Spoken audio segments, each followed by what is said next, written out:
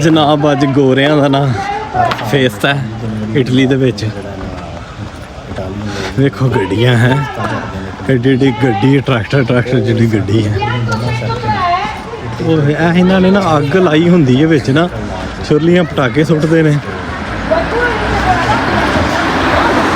ਬਹੁਤ ਜ਼ਿਆਦਾ ਅੱਗ ਲੱਗੀ, ਹੁਣ ਤਾਂ ਘਟ ਗਈ ਹੈ। ਬਹੁਤ ਆਵਾਮ ਇਕੱਠੀ।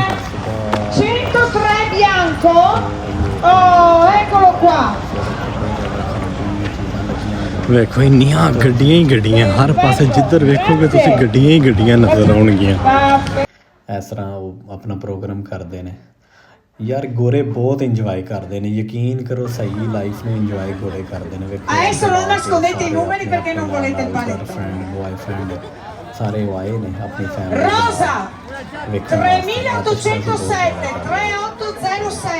ਦੇ ਵਿੱਚ ਇੰਜੋਏ ਕਰਦੇ ਨੇ।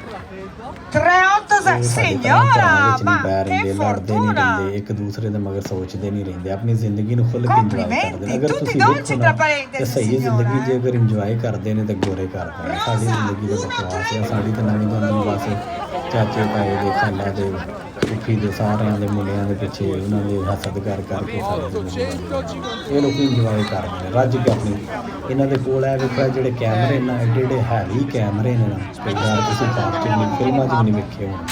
ਵੇਖੋ ਨਾ ਹੈਵੀ ਹੈਵੀ ਕੈਮਰੇ ਲਾਏ ਨੇ, ਐਡੀ ਬੈਟਰੀ ਲਾਈ ਹੈ, ਬਹੁਤ ਵੱਡਾ ਪ੍ਰੋਗਰਾਮ ਕਰਦੇ ਨੇ ਯਾਰ, ਬਹੁਤ ਵੱਡਾ ਪ੍ਰੋਗਰਾਮ, ਬਹੁਤ ਇੰਜੋਏ ਕਰਦੇ ਨੇ।